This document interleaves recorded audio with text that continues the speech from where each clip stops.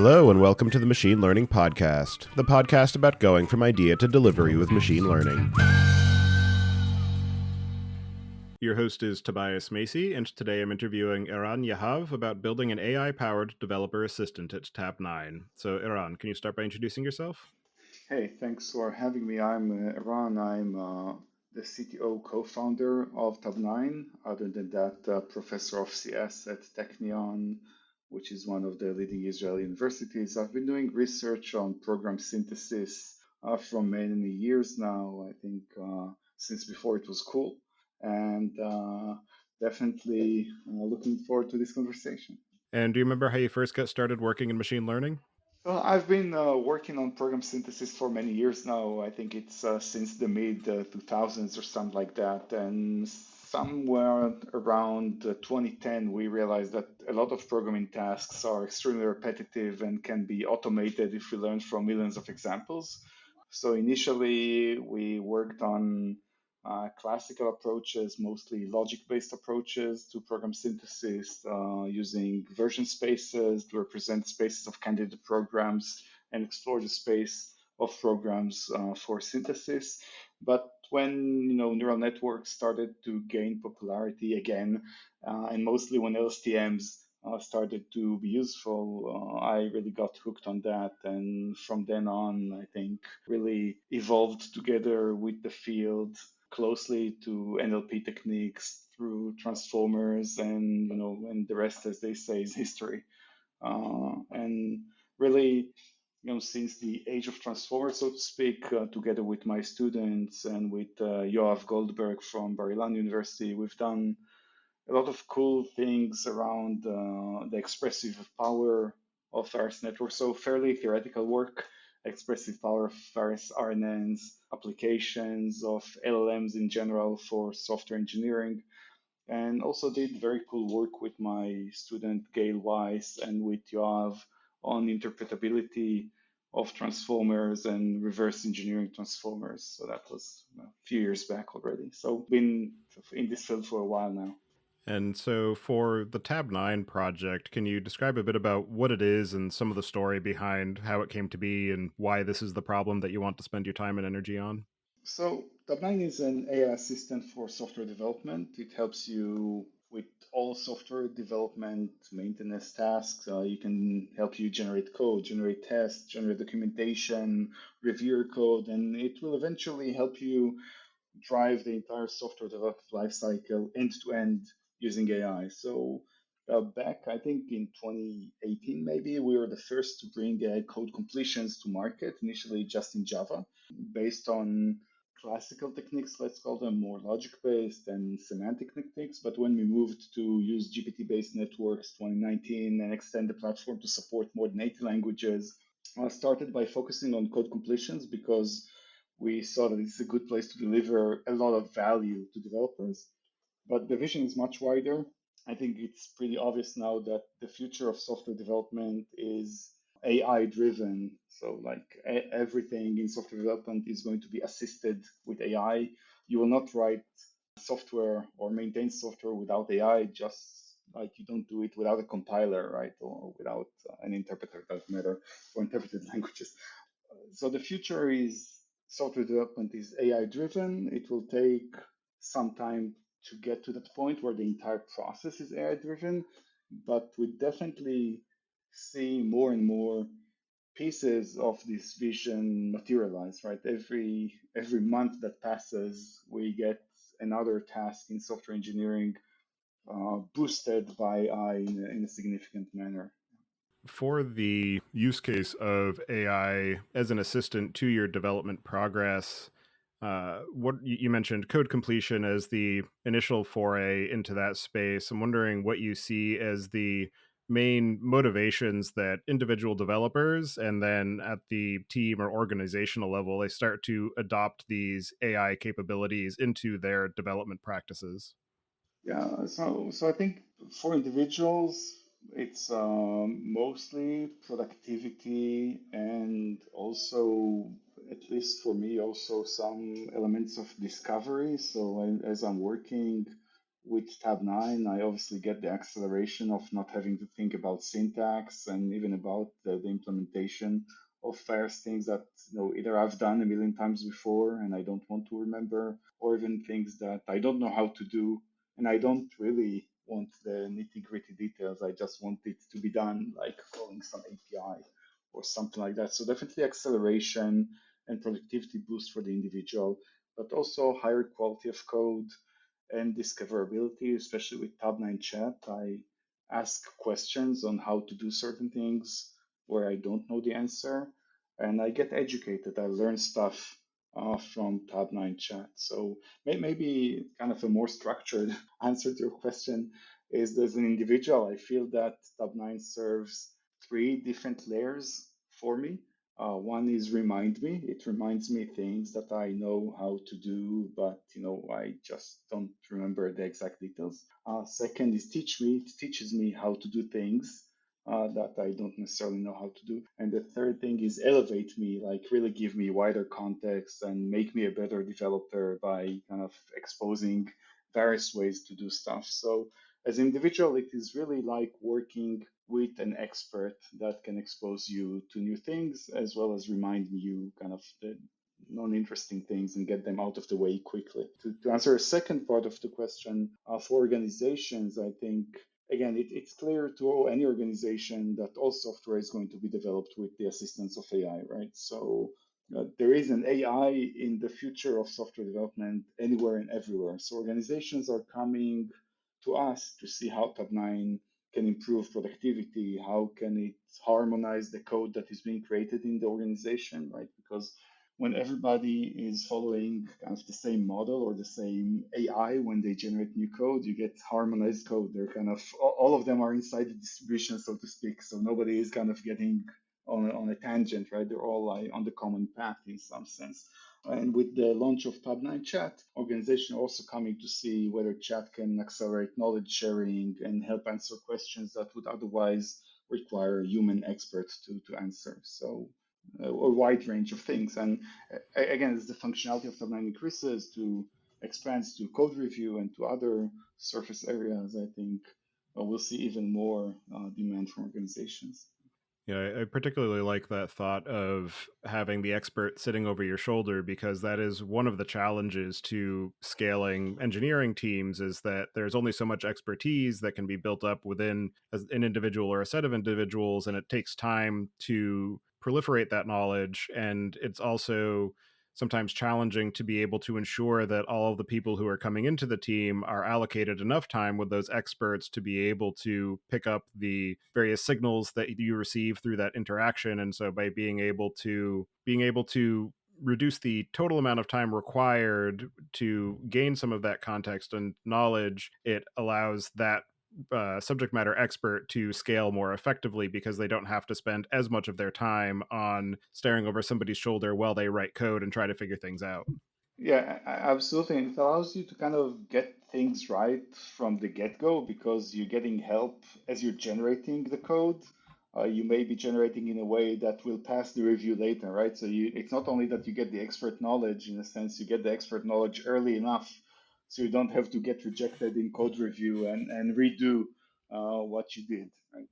And the other side of that, though, is there's only so much expertise that an AI can consume or consolidate, because some of that expertise is contextual and requires things that are, at least as of now, still within the domain of human only capabilities, such as intuition or being able to make logical leaps between two different things, or understanding the overall business context without having to explain it in very minute detail to the AI. And I'm wondering what you see as some of the real world limitations of using a generative AI in the creative process of software development. Yeah, so definitely architectural reasoning and high level reasoning, business kind of reasoning on why are we doing it this way is something that is right now at least beyond what the AI is capable, or at least it's not easy to communicate that information to the AI right now. Not to say that it will remain that way forever, but at this point, this kind of reasoning is pretty hard to the AI and it's pretty hard to communicate that. But I think that that's the beautiful thing about AI assistance in software development is that you can relieve the humans from like the nitty gritty details of the exact syntax of calling an API or how do I sequence, some calls to other things, and the humans can focus on the architecture and on kind of the business aspects of why are we doing it this way. And so usually when people ask me, like, like general audience ask you, are developers going to be replaced by AI? Like, are software engineers going to be replaced by AI? And I tell them, no, absolutely not, because the job of a software engineer is to solve business problems using software. It is not to generate code, right? So the code generation aspect of a software engineer, yeah, that may be accelerated or to a large degree replaced by AI. But thinking about the business problem and what software architecture and what software should be created for it is definitely in the realm of the human. But maybe to answer even like slightly more philosophically, I would say that the limitation of Gen AI in general is the human. The models are already extremely strong in their ability both to take a lot of input, be it through fine tuning on customer code, say, or using very large context windows or context stuffing or whatever other techniques you want to use to communicate a lot of information into the model. And the models can also generate very extensive outputs, right? So the bottleneck is really the human. Like, do you, Tobias, really want to read 2,000 lines generated by Tabnine and review them to see that they do exactly what you wanted, like in one vault, like here, Tobias, like bam, 2,000 lines, good luck? I don't think so. That's not how humans work. So really, the barrier to a large degree of Gen AI in general, actually, and in software creation, is the human. And we need to find better ways to communicate with the human and lowering the cognitive load on the human when they work in the system. Right now, this is done by the AI. Kind of the natural granularity of communication is a class level, method level, something like that, that you can say, oh yeah, it does what I want. But if you want to go beyond that, the barrier is not the model. The barrier is the human being able to say, yes, I understand kind of what this does, and this is what I wanted. Speaking as somebody who's been in software engineering for a little while, it's very similar to the experience of working with the person who's requesting the software to be built and doing the requirements gathering to understand what is it actually that you're trying to solve for. And so we're just moving that another layer down where I as the human have to get the requirements from other humans, and then I as the human have to relay those requirements to the AI in a way that the AI can understand it. So it's really just the same experience, just with a different interface. Yeah, it's a similar experience, and we would think that in the future we'll find a better interface, right? Because otherwise, as you said, we just like rolled the problem one level up or one level down. What you really want is a better way to communicate that intent, right? And to create the software in a better manner. Yeah. I mean, as you said, as software engineers, our job is to solve problems for the business. And half of that is understanding what the problem actually is and what the Yeah. technologies are able to solve. Yeah, I think maybe one positive outlook on this, as software engineers, we shouldn't be too negative and bitter. I think that the positive here is that AI, Gen AI, allows us to get the prototype faster and to kind Exactly. of get to a faster realization that the software actually doesn't do what we wanted and that the requirements are unclear, right? So it's a faster iteration, and I think this is extremely valuable. Absolutely. Humans as intermediate representation. Yeah, absolutely. And then another aspect of AI in the software development context, and we've addressed this a little bit, but the aspect of as software engineers, we feel like, oh, we're the expert in the problem domain. We know exactly what we're doing. We don't need an AI to come and give a bunch of recommendations that might be wrong, and then I have to evaluate it. I'm wondering what are some of the aspects of skepticism that you have come up against with developers who are starting to think about this utility in their tool belt, or some of the aspects of oversight that they need to be aware of as they're starting to exercise generative AI for producing larger and larger components of their code. So actually, I think skepticism is already gone. Like a couple years back, maybe 3 years ago, it was like, yeah, I'm not sure that this can generate anything useful. It maybe automates only the parts that, I don't care about and like very mundane stuff and doesn't help me. It's just another thing that gets in the way.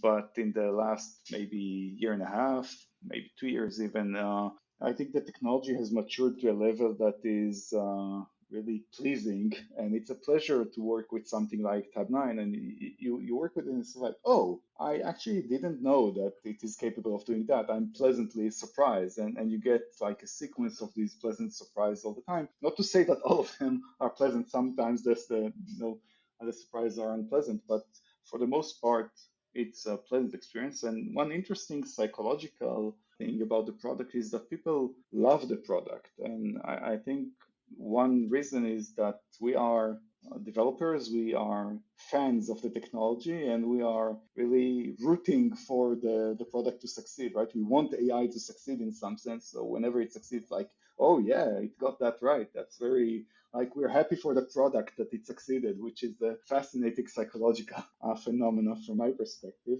I think another aspect there is the variable reward. It doesn't always succeed. And so the fact that you're kind of expecting to see something and so there's some game there, right? You're playing with AI, it's playful, it's a playful thing. And the technology is mature enough that even when it fails, you kind of understand why it fails. So you treat it like a child that has not developed the deeper understanding. You say, oh, yeah, I see why you got that wrong. Let me try to rephrase my prompt and maybe that will make you succeed, right? So there's a lot of like nurturing of the AI by the developer. Definitely, if you want to take the kind of the more critical point on that, I think the AI does act as an amplifier, right? So Tabnine is contextualized on your code. And if your code sucks, it will keep generating code in that vein, right? So if you write horrible code, guess what? The AI understands that this is what you want. You probably want more horrible code. And so it will help you create that. It will try not to, right? But it could. You could persuade it to follow your style into the dark corners of software. And so I think developers need to be aware that the AI imitates their style in some sense, and they have to be careful and keep an eye on what gets generated, especially if their current code is not that great. Absolutely. And that brings to mind my other question about technical debt and managing the amount of technical debt that is generated through this interface, where it's the same garbage in, garbage out principle that you were saying, where if you write a really bad way of looping through a string, then you're just going to get more bad loops and more bad loops, and you're quickly going to get into a situation where your software doesn't work at all. Yeah, it's not necessarily that bad. I mean, some of our Right. customers, when you step into the customer, they typically say something like, "Oh, can you train on our code?" So we get something that is similar to our code, and and then they think about it again and say, "Actually, you know what? Let's train on remember somebody else's code. that remember that we said we have 30 million lines of code. Actually, we just want to train on the three, right? Yeah. The other 27 million lines of code, it's better that they don't see the light of day, right? Right. So I think that we're seeing a lot of that. And if you do train on your good projects, or if you kind of be careful about what you put into the context, I think you will get high quality code that you can be happy with, right? And you're absolutely right that if you're not careful, you could enter the business of producing what we call new legacy, right? You just like you have a bunch of legacy code and you're just generating new legacy code, right? So you got to be careful with that. And that brings me to the question of some of the ways that developers and development teams use something like Tabnine in their development workflow. Is it largely for exploring new capabilities and quickly iterating on prototypes? Is it for managing refactoring workflows, generating tests? I'm just wondering if you can talk to some of the ways that people think about the AI capabilities as a complement to their existing skill set. Yeah, I think still the most prevalent use is in code generation and code completion, just because it integrates so naturally into the flow and happens with a very high frequency, right? So every time you type, Tab9 gives you a code completion, and often it is what you want. So you just hit tab and take it. So this is definitely kind of the workhorse of AI assistant. It happens all the time.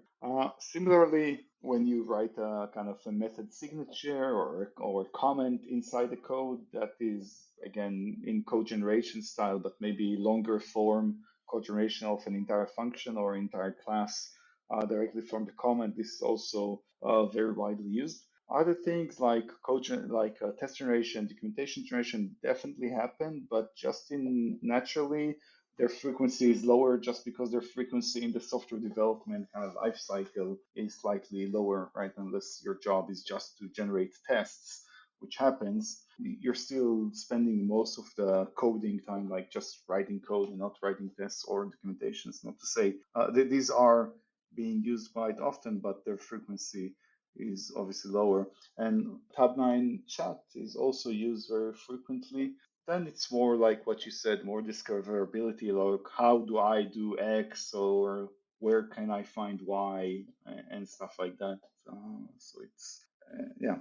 The other piece of curiosity that I have around this overall set of capabilities is if there are any particular categories of software that something like Tabnine is most effective or most capable, thinking as far as web applications versus machine learning models versus infrastructure as code. Just wondering if you can talk to some of the ways that it's used most broadly and some of the cases where it's most effective. So Tabnine is used by over a million users, I know, every month, and so these users come from all avenues of software, all programming languages, and I think almost all kinds of applications. And even here internally in Tabnine, we use Tabnine every day across the entire stack. That being said, I think that at least for code generation, that there are languages that are more amenable to kind of getting a very high, what we call automation factor, like huge amounts of your code getting generated for you. And languages such as JavaScript UI or TypeScript UI, React, whatever, you can get a lot of automation there.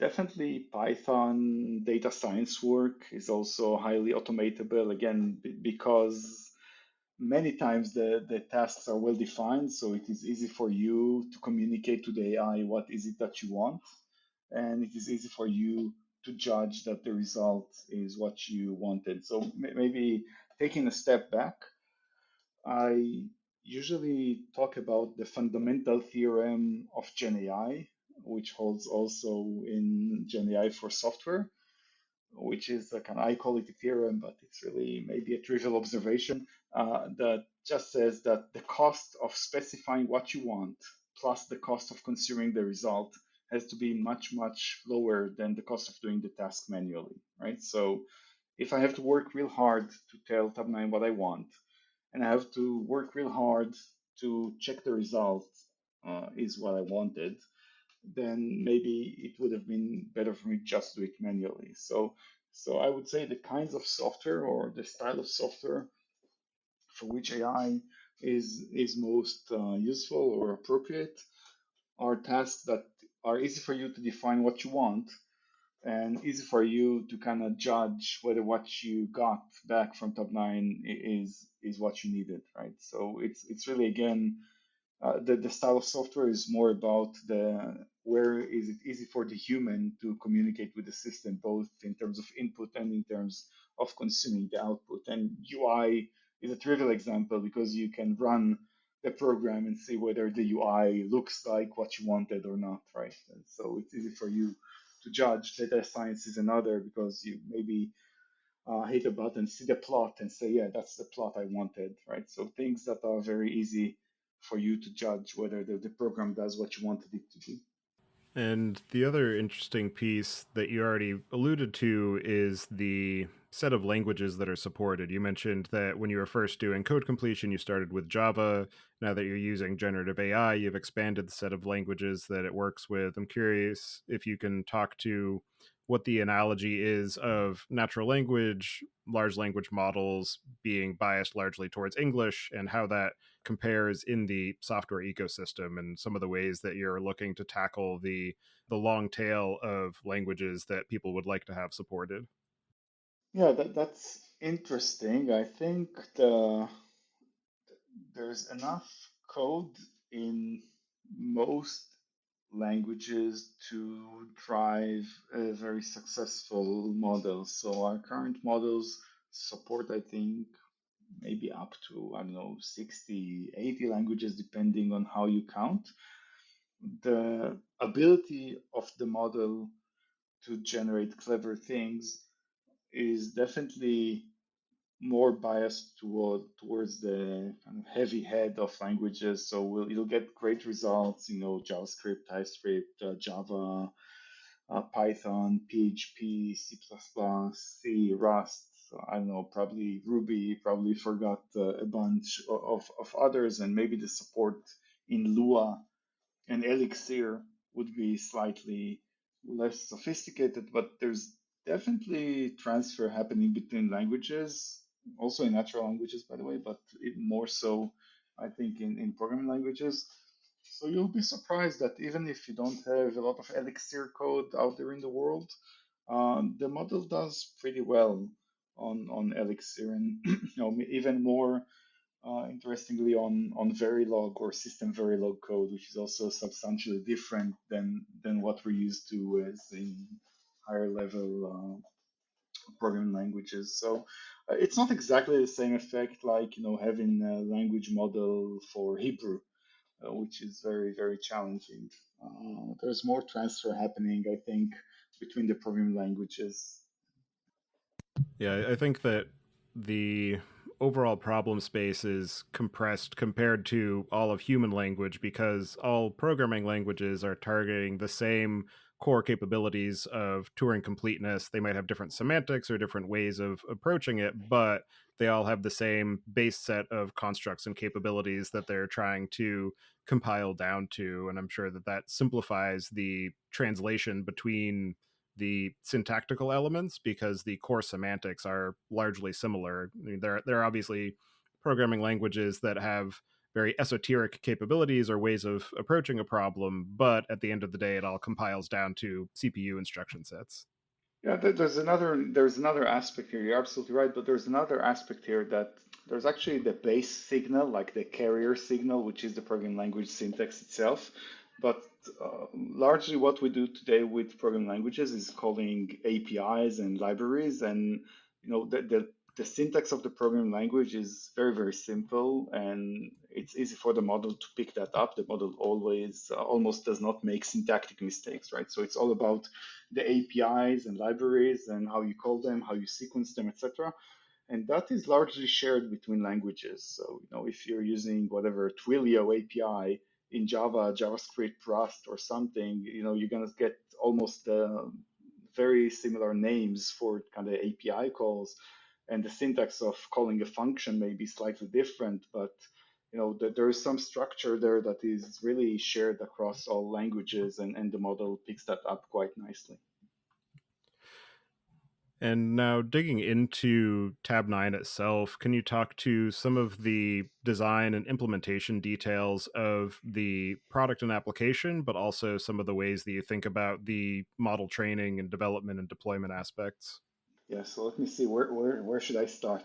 Let me start like with large blocks, let's call them. So uh, I think people don't really realize the distance between a model and a product using a model, and the model changes all the time, and new models come out every week almost, and we kind of improve our models all the time. But the model is a kind of small part of the product. There's so much going on around that. So things like vector memory that help the product be contextually aware of what's going on in your code base. Things like semantic memory that help the product be aware of semantic kind of context of what's going on in your project. So Tabnine, for example, will know things that are defined in libraries, even very deep inside the library, even when the source code of the library is not available, right? So there's some level of semantic memory there that helps Tabnine be contextually aware of what's going on in the project and respect that. Um, other components, models for ranking, for filtering, for toxicity. I don't even know. There are so many kind of moving parts in this in the product. But maybe I would say there's like the model is one big piece. Semantic memory, vector memory are two other big pieces, and there are many small pieces around that. So now, in terms of there's the problem of contextual awareness. How do you provide a product that is aware of customer code is also very central to Tabnine. And so we have both the machinery for fine tuning on the customer code base and the machinery for doing retrieval augmented generation, both vector based and semantic based, to provide contextual awareness. And on top of that, we have some additional symbolic semantic awareness in the IDE that provides additional hints for the model of what should be generated. So definitely contextual awareness is a central theme of the product that required a lot of work there. In Tabnine chat, there are additional aspects, including again the context awareness, but also limiting what gets generated and in some alignment problems there that are also interesting. You also asked about deployment. So Tabnine is basically deployed as into a Kubernetes cluster. It's a bunch of services, inference, and the others that I mentioned can deploy Tabnine in your own virtual private cloud, or can deploy Tabnine also completely air gapped on your hardware. And we have a number of customers that have gone the kind of hardware route and have their own air gapped deployments of Tabnine, which I think is kind of As far as the model architecture, I'm also interested in understanding what your approach has been and some of the experiments that you've done of, do you just have one monolithic core model that does all of the programming languages and code generation, or have you broken it into I guess a core model, but then different models with subspecializations and some of the ways that you think about the interaction across those boundaries? yeah, we kind of oscillate architecturally. We have taken the approach of having multiple models, and definitely there have been times that we served, I don't know, maybe up to 8 different models serving different programming languages or even different parts of the software universe, like different stacks. I think these days we have converged to like maybe 3 or 4 different models, and they serve different facets of the product. So different parts of the product have very different latency cost trade-offs. And when you come to optimize Tabnine and make it possible to run Tabnine also on premise without requiring an entire GPU farm there, you need to optimize the consumption in different facets of the product. Some facets are very latency sensitive, right? So for code completions, you want to get generation as you type. And so the model depth cannot be very large for that if you're optimizing for latency. And that kind of in turn derives other parameters of the model, and you get to certain model sizes if you want to do that economically with very low latency. Other facets like chat are maybe less latency sensitive, and you can go with much bigger models, and kind of you have more leeway on how you handle the inferences and how you deal with in-flight requests and batching and all that. There are a lot, like inference is hard. I don't think people realize how hard is inference when you try to do that economically at scale. Like when you try to serve in Tabnine SaaS, right? When you serve hundreds of thousands of users and you have to do that economically. I think it becomes just the inference becomes a hard problem that then also dictates the kinds of models that you can and do deploy in production. And as you said, specialized smaller models sometimes allow you to, like a sparse architecture, sometimes allow you to do things with better latency and also more cost effectively. And while I was preparing for this interview, I looked to see how long Tabnine has been around, how long you've been working in this space, and I saw that Tabnine as a business was founded back in 2013. And I'm wondering if you can talk to some of the ways that your overall goals and approach to your core problem statement have changed or evolved over that period, and in particular, some of the ways that the advent of generative AI kind of shook up your ideas of what was possible. Yeah, definitely. So, in fact, 2013 is an exaggeration because it was I was in a professor working on this like super part time just with tour. But 2017 we kind of decided that this is maybe something worth pursuing seriously and got funding. And so I would put the line, I would draw the line on 2017 for a real company. But definitely when we started, I think we knew that we can do stuff by learning from millions of examples to kind of help you develop software better. The imagination was that all software will be written using AI. So that was the vision, I think, even as early as 2013 when we just like played with ideas. Initially, when we started, we said, okay, you will write code and we will present suggestions in a sidebar. Like next to you, as you write, we'll give you like the suggestions of what to do. And it was beautifully done, really. We had like a great designer back in 2017, super talented guy. It was the most beautiful product that I ever saw. I loved it. And everybody absolutely hated it, other than me. Like all developers in the world hated it with a raging passion. And the reason is that as you would type, things would refresh on the side all the time. So you're like, imagine that you start typing and kind of you have a sidebar that always changes all the time. So it's super distracting, even if every suggestion there is exactly the right one.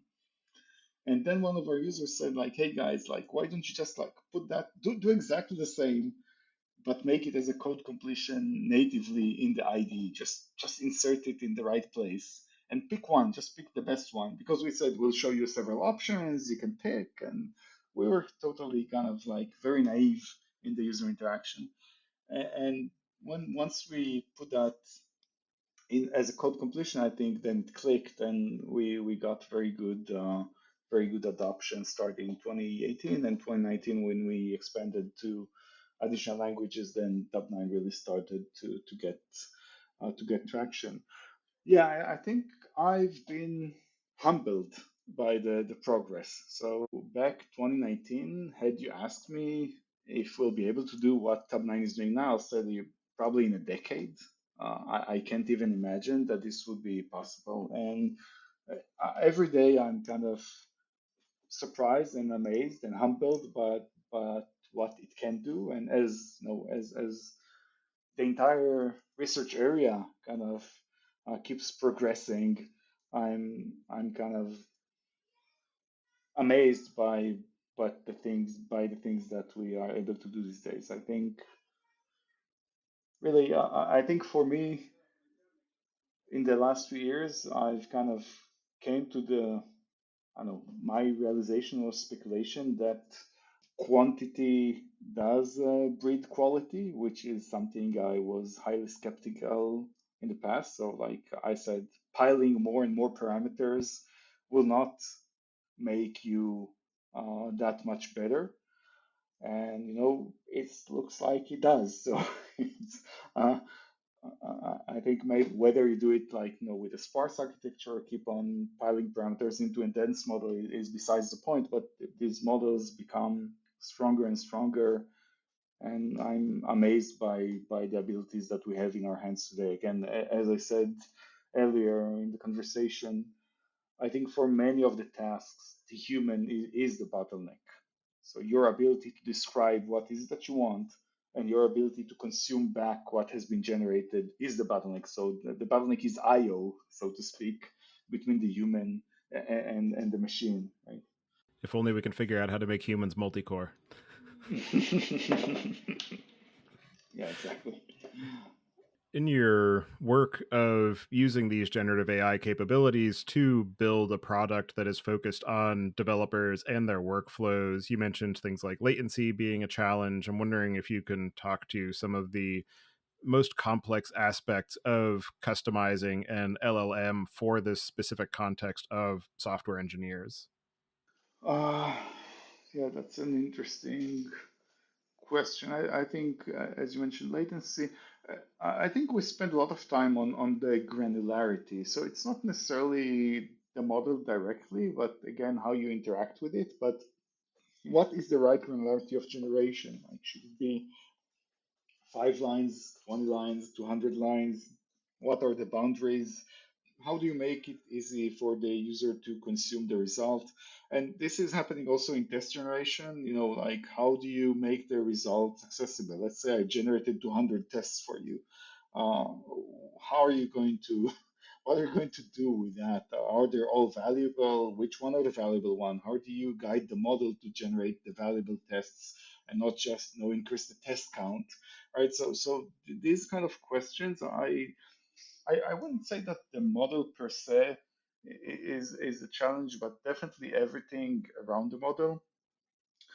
Context awareness still remains a problem in this space because the one of the advantages of you as a human is that you know the entire project, you maybe know the entire organizational code base, what microservices are available, what other architectural decisions have been made, right? And as we try to convey this kind of information to the model, there's both a limitation on what the model can capture, but also a limitation on how you phrase that, how you extract the information from, say, the code base or from the organization knowledge base and communicate that to the model in a useful way. So that's definitely another another challenge.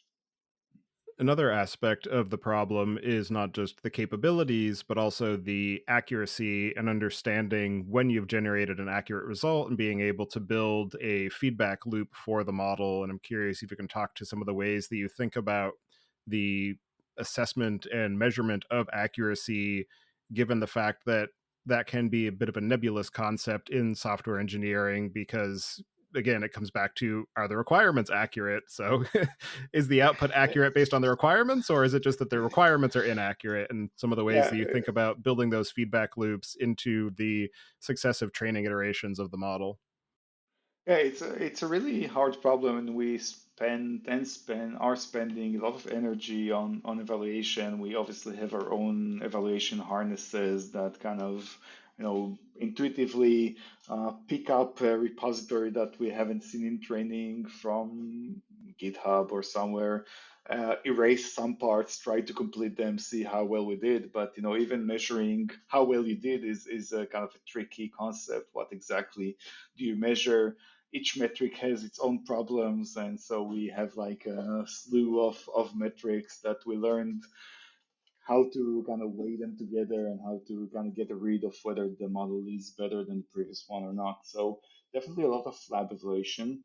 In terms of users, I think the ultimate test, at least for code generation, is whether the code that we generated got adopted or not, right? And so that's slightly easier, but also, as you said, it's not necessarily equivalent in all users because we found out some users take it even if it's completely wrong and then they massage it to what they want, right? And some users prefer not to take it and just write something very similar themselves. And so the signals are also quite tricky to analyze. That's for code completion. But for code completion, I feel like we have a pretty good read based on both the kind of internal harness and metrics and on user feedback of accepted slash rejected set completions.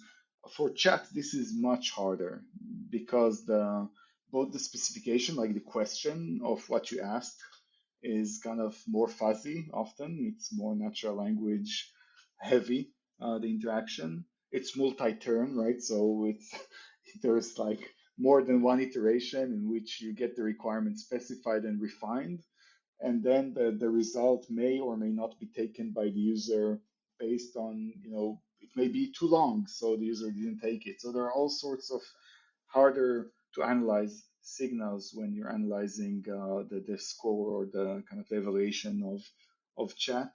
Again, a lot of lab evaluation there, including human tagging. So we employ some human tagging teams to give us feedback and to help us feedback the model. Some efforts around RLHF, obviously. We do generate multiple answers in Tabnine chat, and we see how users interact with that. Allows us to get some read of reality.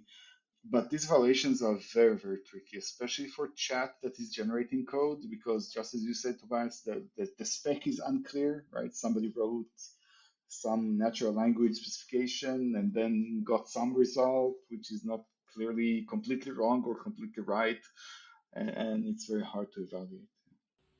Yeah, even I would add, even using humans is very hard to evaluate. Like even if you give me the results, right, or you give our human team like the results and say, was the chat correct? Was timeline chat correct or not? It's pretty hard. Another layer to that challenge also is shared vocabulary, where things like if you're in the conversational aspect of write me a module that does X, where you're saying, oh, I want you to use dependency injection, versus somebody else says, oh, I want you to use inversion of control, and just some of the ways that the names for the same concept are different across different teams, and how you manage to map those to the same inputs for the model. I'm wondering how that plays out.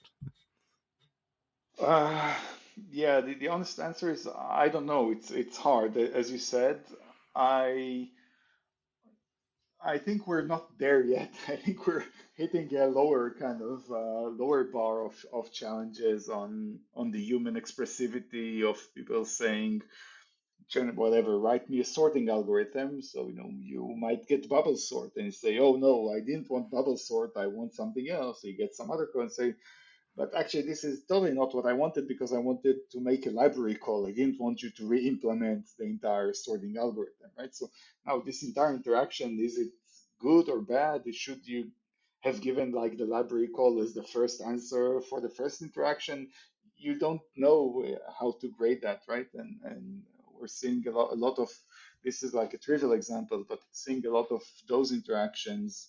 I think, as always, with these technologies, they are successful when the humans adjust, right? So I think it's not about tuning the model, so as to tuning the humans, right? It's like it's kind of calibration of expectations, and people learn. And we see that with users, they learn how to write the questions in a way that is helpful for kind of cutting through to the right answer on the first interaction.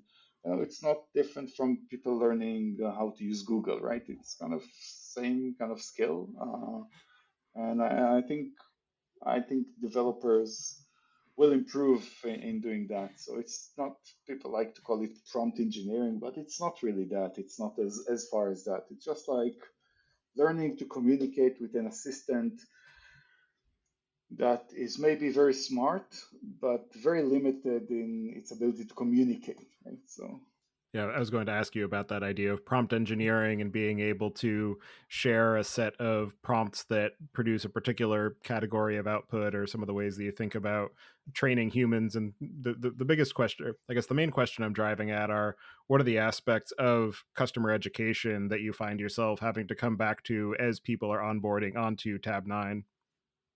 there's definitely some aspect of that. Like, for example, when you're doing code completions, people write comments, right, to kind of prompt the model. But in their head, they're thinking chat. So they write comment like, question, how do I do blah, blah. And this is not how the model has been trained for code completion. Code completion is not a conversational model. So you're kind of actually, uh, the model expects comments as they would appear in actual code, right? And when you start to write these elaborate stories as comments, you're actually distracting the model. So that's part of education that you have to do. On the chat side, again, uh, I think most of the education is like be short and to the point, kind of don't tell like the elaborate stories, because again, you're distracting the model in a sense. But I think people already get that, right? And Yeah, and to the point of putting a conversational mode into your code comments, it's also bad form for the actual longevity of the project, because you don't want a Yeah. very verbose comment. You just want to know, what is this trying to tell me and why do I care? Right.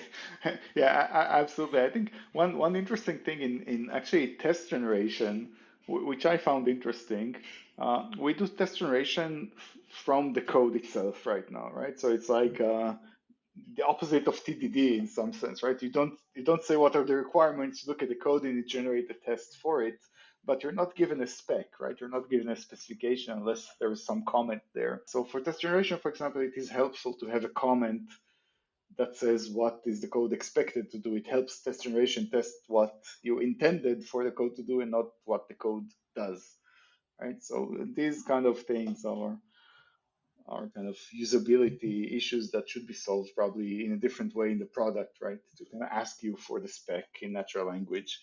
But right now that's the way that they work. Yeah, it's interesting because there's a few libraries I've come across where the idea is that in the comments you write the contract for the function, which it says, okay, this Hmm. accepts these inputs, it should be within this range, etc. And so that it's intended to help with constraining the tests or informing the other developers of how this function should be used, but it also has the benefit of speaking to the model in the language that it understands. Yeah, exactly right. And yeah, I think if people, the mental model of the models should be, of the AI assistants should be, I'm working with this other person who is very smart, but I have to communicate extremely clearly with, otherwise they get distracted or derailed, right? So that's the mental model. And in your experience of building Tabnine, particularly in your latest iterations of using these generative models for code suggestions, code creation, I'm wondering, what are some of the most interesting or innovative or unexpected ways that you've seen it applied? uh, so people use it. Okay, so I've seen it applied in strange ways. So maybe my application is that I do all my writing with Tabnine. So emails and meeting summaries, everything I write in Sublime using Tabnine just for the kind of the English model. And I got used to it. I don't think it's extremely unusual, but that's just me. I recently had some people interested in using it to migrate COBOL code to more modern languages, which I thought would not really work that well. But again, if you calibrate your expectations properly, I think it's not that bad. So again, migration project as a whole is probably bad use for Tabnine because taking one code base and abracadabra make this COBOL into Java, it's just not going to work architecturally, right? The architecture of the application is going to be completely different. But if you have like this opaque COBOL code and you want to massage it into some Java procedure that does something that you can understand and maybe help it a little bit on the edges manually, I think that is an interesting, or at least an unexpected use from my perspective. I've seen people trying to do magic TDD or TDD to the extreme, like writing the tests and trying to force Tabnine to generate the code.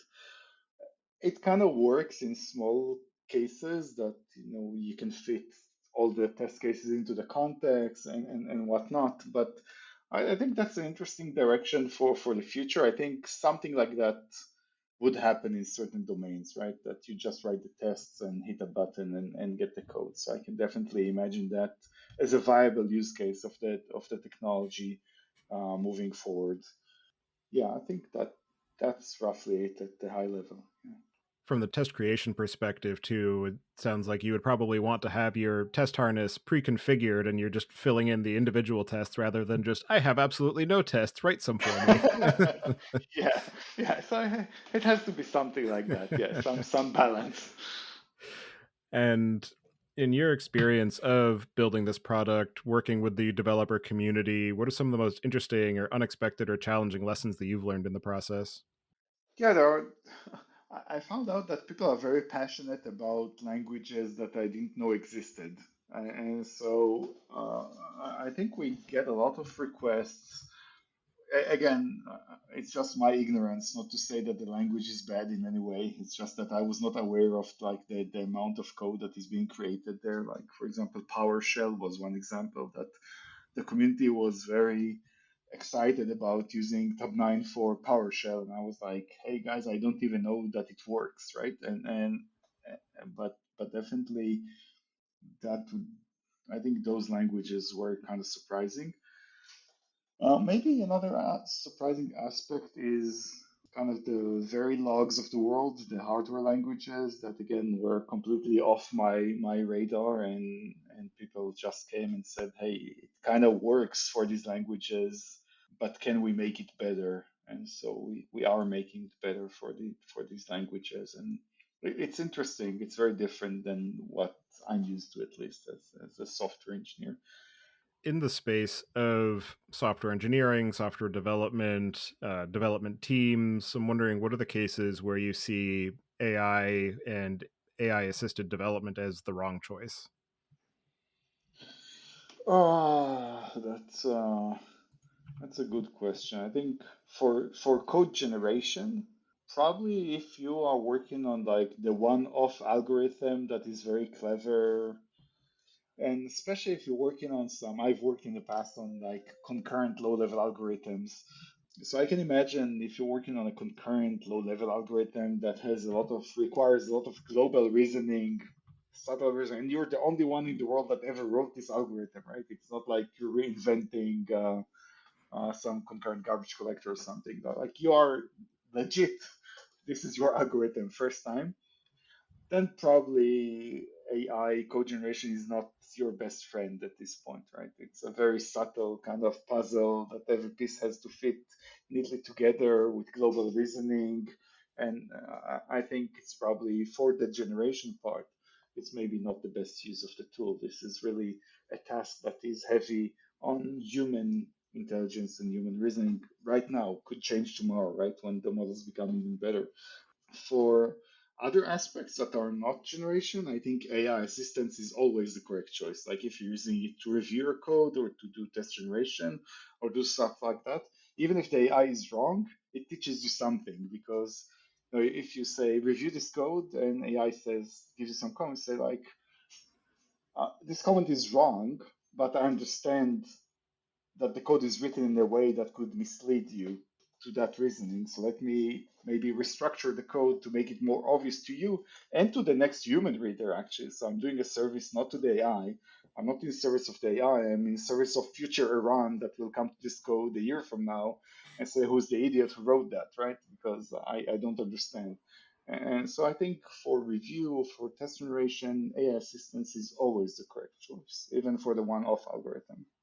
And as you continue to build and iterate on Tab9 and continue to play keep up with the rapidly evolving space of large language models, what are some of the things you have planned for the near to medium term or any particular problem areas that you're excited to dig into? I'm super excited about code review. So in code review, we've worked on the problem now. I think current code review product is version 3 of the product. So we had version 1 maybe a couple of years back. I loved it. Everybody hated it. I think you start to see a theme here, right? So that the developers on the team said like this is mostly distracting us. It's giving us comments, like no 2 out of 10 are what we want, and the other 8 are like we just have to fight the tool. So we don't want that. Version 2 was much better. And I think now with version 3, it's actually really useful and valuable. So definitely excited about code review coming out later this year. Integration with non-code sources is another thing that is coming out, and I'm super excited about the ability to get all of Tabnine, be aware of Confluence and Notion and Jira and other sources of information that are non-code and this integration that we've been working on for a while now, it's really hard. It's a really hard one. People think, oh, you'll just slap a vector database over the documents and you'll be fine. No, no, far from it. It's a really tricky one to make useful. And I'm very excited about that because informing code generation, test generation, all other tasks of Tabnine with some architectural details, with some other non-code kind of source of information, really changes how the product reacts, right? It's like kind of, you suddenly understand, like it starts to use a microservice that has not been defined anywhere other than the docs, right? And you start to see interesting things happening because you've informed it in a more general context, like a human has, right? So this is like these vertical, or sorry, these the horizontal actually integrations of with other data sources, I think are beginning to inject the level of human expertise that you'd expect from a human into the product. And I think as we improve that, also surfacing that in code review, that the product will become immensely more human-like. Yeah. Leveling it up from an intermediate to a senior engineer. Kinda, yeah. I guess, yeah. I guess that's a good way to phrase it. Yeah, thank you. All right. And are there any other aspects of the Tabnine product itself, the overall space of AI assistance for software engineering, or the rapidly evolving area of large language models that we didn't discuss yet that you would like to cover before we close out the show? I'm very curious about this space. I think we will not go that far with Tab9. So I'm just like back in 2016 maybe. I, I worked on this kind of crazy idea of learning programming from YouTube videos. So there are so many tutorials on YouTube that teach you how to do certain things with programming. So I actually had very nice work with a student on like how to learn from those video tutorials. And when I have time someday, I'm curious about going back to that and maybe generating tutorials, programming tutorials completely automatically. I don't think we'll do that in Tab9 anytime soon. I think the roadmap is pretty full, but something there feels right. I mean, like programming tutorial videos and ability to generate them automatically sounds exciting to me. Well, for anybody who wants to get in touch with you and follow along with the work that you're doing, I'll have you add your preferred contact information to the show notes. And as the final question, I'd like to get your perspective on what you see as being the biggest barrier to adoption for machine learning today. Two of them probably. I think one is definitely privacy and security, as we see with Tab9 customers that don't want to send all their information to outside the org or to some big brother. So definitely a barrier to adoption there on kind of maybe architectural side. On on the product side, I maintain that the biggest adoption is the human. We need to find better ways to interface with humans. This is not only for software creation, this is for any Gen AI product. You need to somehow find the right level of presentation to make it easy for your user to kind of say, aha, yeah, this you just generated what I wanted, right? And this is maybe with Midjourney, it's easy because you get the princess riding the unicorn. But with other products, it may be very, very hard and may require maybe even phrasing a different language for communicating back the result, right? So this is even if you think for us in Tab9, one of the kind of high level thoughts is like, should there be like a different language in which you communicate the results? Even if you ask for a C program, like maybe I shouldn't show you the 2000 lines of C program, but kind of summarize for you the main ideas in this C program and say, yeah, okay, I got it. That's what I wanted, right? Absolutely. Well, thank you very much for taking the time today to join me and share the work that you're doing on Tab9. It's a very interesting product, definitely very exciting to have these capabilities for people working in the software space. So, definitely appreciate all the time and energy that you and your team are putting into accelerating software engineers. And I hope you enjoy the rest of your day. Thank you very much. Thanks for having me. It was great.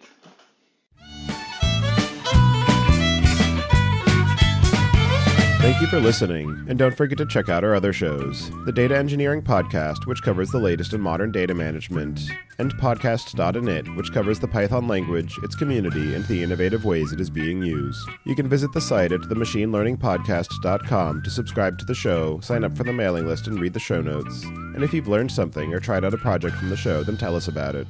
Email hosts at themachinelearningpodcast.com with your story. To help other people find the show, please leave a review on Apple Podcasts and tell your friends and coworkers.